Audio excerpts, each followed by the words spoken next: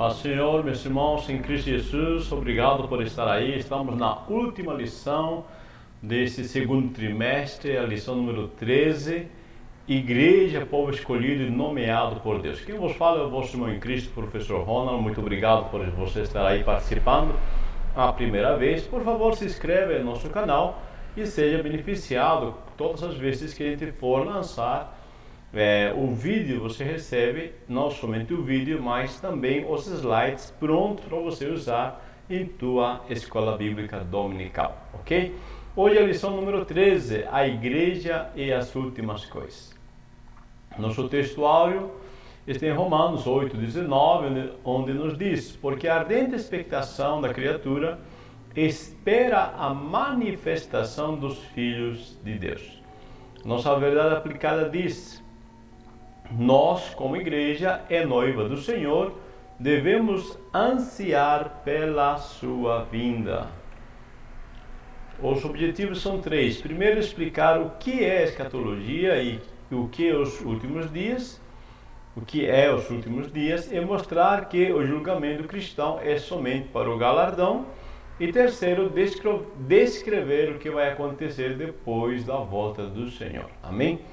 Texto de referência, 1 Tessalonicenses 4, 15 ao 18, leia em casa, eu vou já para a introdução.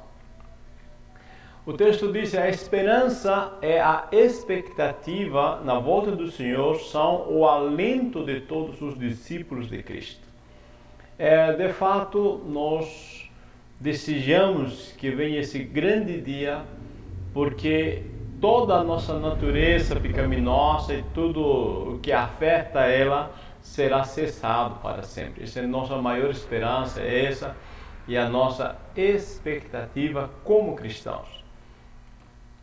Aqui nós vamos falar na parte 1, a definição da escatologia, os últimos dias, a esperança da igreja e o arrebatamento.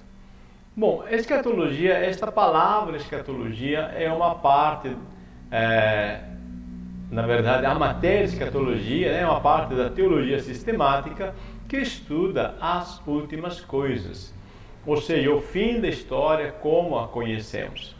Então a palavra escatologia, tá, é estudo, né, logia, seria estudo, tratado, escatos é últimas coisas, tá? Então por isso chama estudo das últimas coisas, escatologia.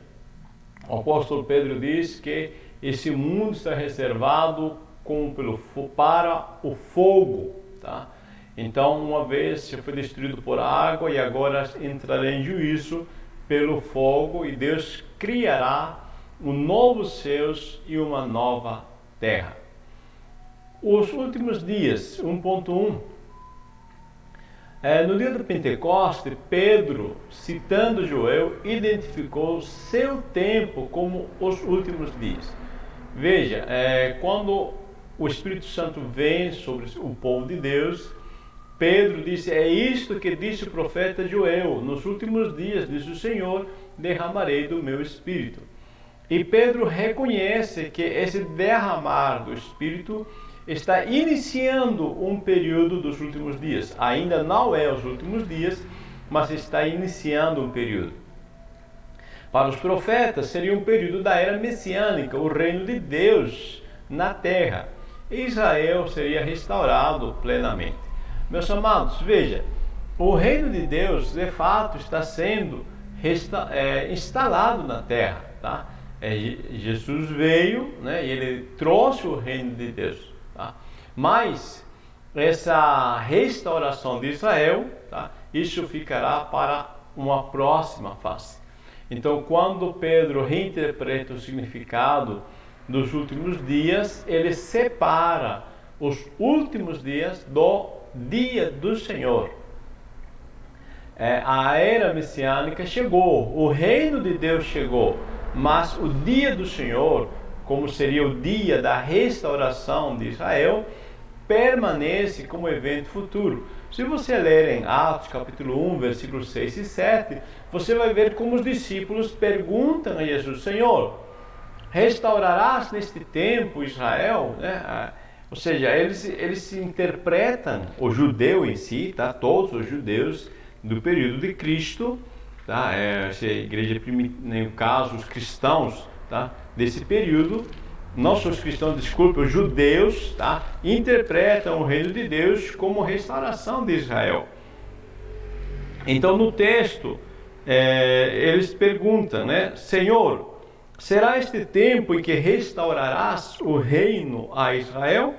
Respondeu-lhes, não vos compete conhecer os tempos ou épocas que o Pai preservou pela sua exclusiva autoridade.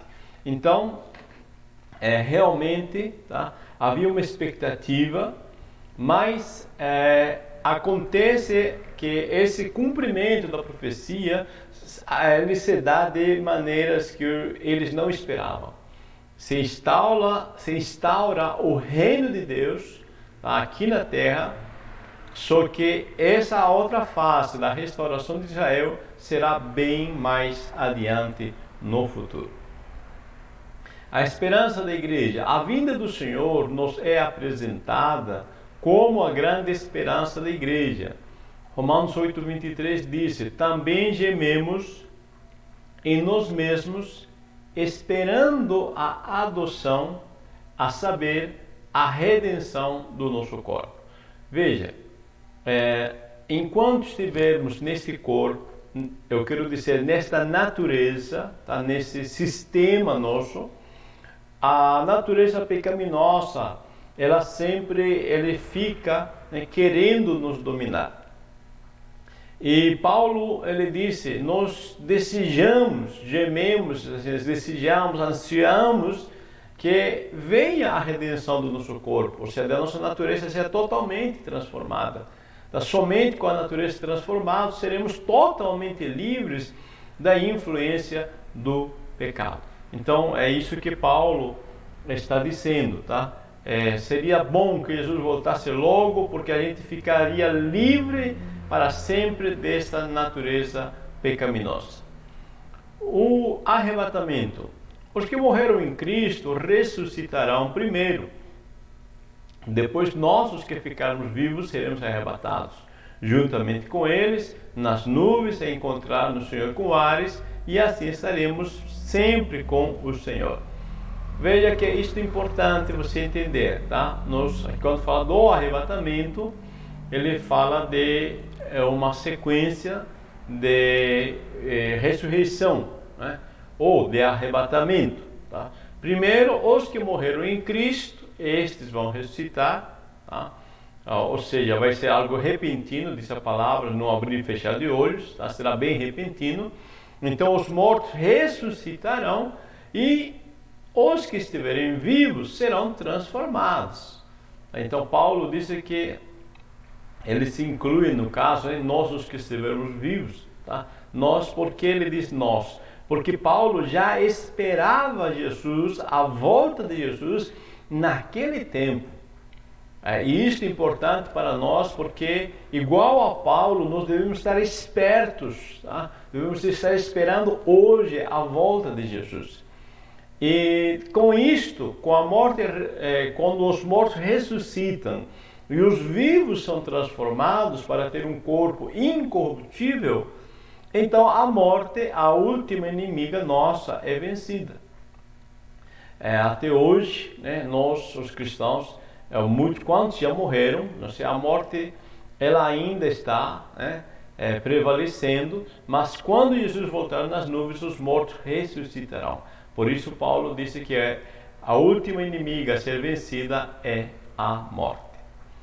Ressurreição, tribunal de Cristo. Vamos lá, as ressurreições, o julgamento do cristão e o galardão. Ressurreição e tribunal de Cristo. O retorno de Jesus fará que os seus discípulos estejam para sempre com ele. Porém, serão submetidos a julgamento diante de sua presença. Bom, vamos entender isto, né? A Bíblia afirma que existem duas ressurreições distintas, tá? Então, vamos aqui com cuidado. A primeira ressurreição, conforme Apocalipse 20, versículo 5, é é aquele pela qual, ou aquela pela qual o cristão descansa de suas obras. Então, em Apocalipse 20, versículo 5, nos mostra dos cristãos que estão já, que foram mortos e ressuscitam. Tá? E eles estão, na verdade, quando fala descansar, tá? Ou o texto de 1 Tessalonicenses 4,16 fala os que dormem. Cuidado com você se confundir. Veja Apocalipse 25, diz assim: os restantes dos mortos não reviveram até que se completasse os 1000 anos. Esta é a primeira ressurreição. Então, primeiro ressuscitam os salvos, ok? Agora vamos ver Apocalipse 7,13. Vamos ler, que é melhor, ok? Apocalipse 7,13 diz assim: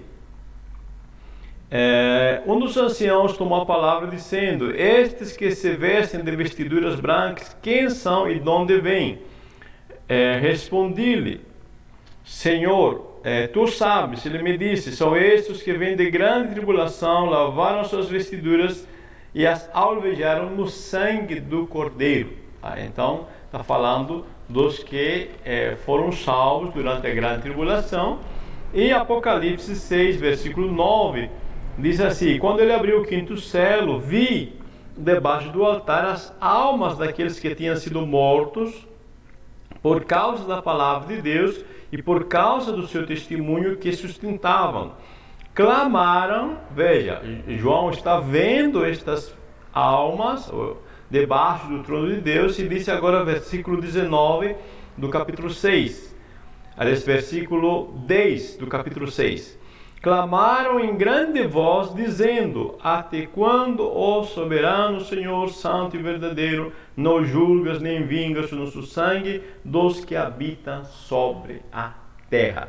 Eu quero que você perceba que os salvos aqui que estão já com Jesus, antes de eles forem ressuscitados com seus corpos transformados, antes da ressurreição, eles estão com Cristo, conscientes e clamando a Ele por justiça. Então, quando a Bíblia fala que aqueles que descansam das suas obras, ou aqueles que dormem no Senhor, não está dizendo que estão dormindo literalmente, mas simplesmente que estão descansando das obras aqui da terra. E aqui, em Apocalipse 6 e 10, nos mostra eles clamando, vocês estão falando. Se estão falando, estão acordados, estão conscientes. É isso que eu quero que você tenha em mente. É a pessoa cristã que morre hoje, ele já vai para o céu e está plenamente consciente, ok? A segunda ressurreição é aquela que passará o ímpio, né? As pessoas não cristãs, tá? Estes ressuscitarão na última ressurreição para julgamento, para o fogo eterno, lamentavelmente. O julgamento dos cristãos. Cristo vai julgar as obras e intenções dos cristãos e galardoar. Entenda, meu amado, tá? Quando os cristãos vão ser julgados, não vão ser julgados para ser salvo ou não. Tá? Então tenha cuidado nessa interpretação. Vai ser julgado a qualidade das obras, e essa qualidade inclui a intenção do cristão nessa sua obra. O texto de 1 Coríntios 3, 13 ao 15, ele é bem claro. Diz: manifesta se tornará a obra de cada um, pois o dia a demonstrará. E qual seja a obra de cada um, o próprio fogo o provará. Se permanecer, esse receberá galardão. Se a obra de alguém se queimar, sofrerá ele dano.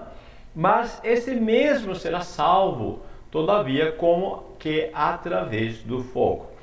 Veja, aqui Paulo está usando a figura de linguagem, e ele vai nos ver em versículos anteriores, tá, que ele demonstra obras, tipo alguém que fez de madeira, feno ou palha, ou alguém que fez de pedras preciosas, ouro ou prata. Então nos mostra materiais que aguentam o fogo e materiais que não aguentam o fogo. Então, Paulo está dizendo, vai ser mais ou menos assim, nos dando uma orientação.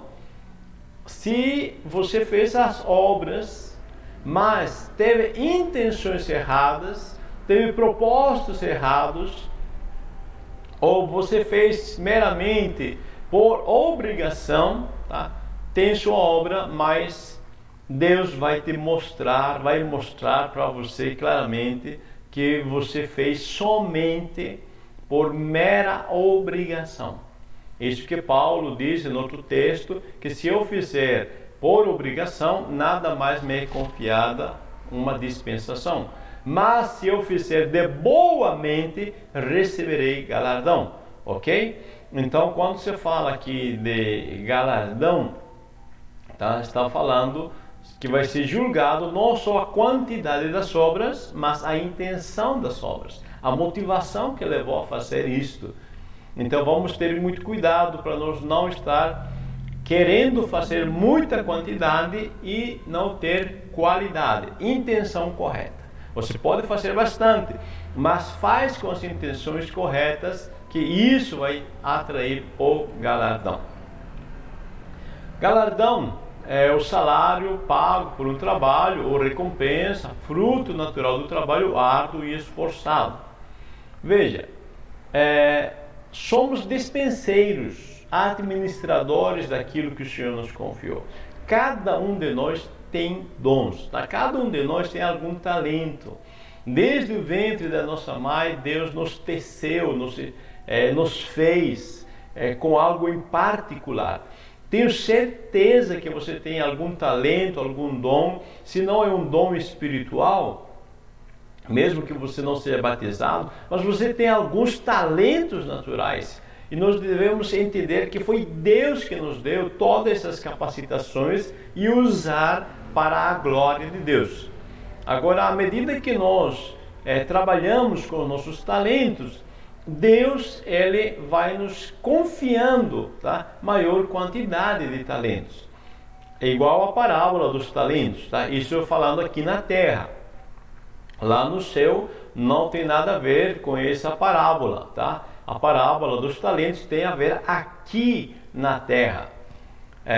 Então, quanto pode ele confiar em nós? Você lembra da parábola dos talentos? Que um confiou 5, outro 2, outro 1. E aquele a quem confiou 1, ele não administrou bem, não fez render, tá? E ele então acabou perdendo a confiança do seu senhor e foi dispensado. Mas aquele que ganhou 5, tá? O senhor, ele disse que ganhou mais 5, já tem 10. O senhor disse, tirai daquele que tem 1 e dai àquele que tem os 10. Alguém questiona e diz, mas senhor, ele já tem 10. Fala, justamente, como esta pessoa é confiável, faz render aquilo que eu lhe confiei, eu vou lhe dar mais. Tá? Então a pergunta que eu deixei para você pensar é esta: quanto pode ele confiar em nós?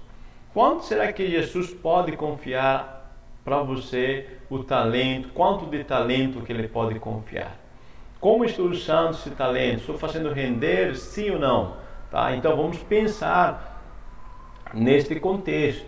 Tá? Lembrando mais uma vez que a parábola dos talentos não está falando do julgamento lá no céu. Tá? Está falando de gerenciamento aqui na terra. Tá? Muito cuidado isso. Porque você percebe que aquele que só tinha um talento, ele foi lançado em trevas exteriores. Né? Então aqui não está falando desse momento de julgamento do cristão. Porque quem já entrou no céu, quem já está sendo julgado para galardão, não tem, tá? Não tem nenhum risco de ser lançado fora do céu. Ele já está no céu, já está arrebatado. Ok? Quando o texto anterior que lemos, que disse que será salvo como pelo fogo, ele faz referência justamente a isto, que quando as pessoas fogem do incêndio, eles perdem todos os seus bens, mas são salvos. Tá? Então o galardão no céu vai ser assim. Muita gente que fez muita coisa, mas fez com má intenção, com motivações erradas, será salvo. tá? Todavia não terá nenhum galardão. A vinda do Senhor. Características da segunda vinda, bodas do Cordeiro, é a igreja e o milênio.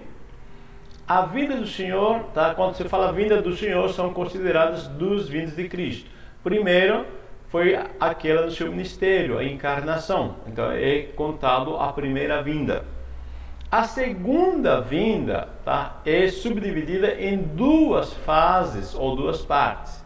A primeira vinda é quando ele virá parte as nuvens para levar a igreja, tá? E a segunda vinda é quando ele virá aqui na terra para julgar as nações. Então vamos aqui, eu coloquei os dois quadros em paralelo para você diferenciar. A primeira será nos ares, a segunda pisará a terra, tá? Então na segunda vinda de Cristo, tá? O nosso Senhor, ele vai vir até o Monte das Oliveiras, ele vai pisar literalmente. Na primeira será invisível, já na segunda vinda será visível. Na primeira será os cristãos serão arrebatados. Já na segunda, Jesus vai vir com os cristãos aqui e vai reinar por 1000 anos e Satanás será preso neste período. Tá? Então essas são as características da segunda vinda de Cristo, dividida em duas fases, ok? Bodas do Cordeiro. Quando Cristo aparecer para destruir o anticristo, a igreja virá juntamente com ele, como nós já referimos anteriormente. Apocalipse 9, 7 diz: regozijemo-nos e alegremo-nos e demos-lhe glória, porque vindas são as bodas do Cordeiro e já a sua esposa se aprontou. Veja, quando se fala em bodas, está dentro do contexto judeu e cristão, né? Dentro do contexto bíblico, boda se refere ao momento de união do casal, tá? É o momento do auge, o momento mais íntimo do relacionamento, quando os dois se tornam uma só carne, tá? E biblicamente para nunca mais serem separados. Paulo aos Efésios, ele disse: grande este mistério, quando marido e mulher se unem e se tornam uma só carne. E ele disse: e eu digo a respeito de Cristo, é a igreja. Então bodas se refere justamente a isso. Haverá um momento, então, quando formos arrebatados e estando lá, nunca mais nos poderemos separar do Senhor. Aí nós teremos alegria completa e eterna. A igreja e o milênio. Satanás será preso no abismo por 1000 anos. Depois será solto por um pouco de tempo, antes de seu castigo eterno.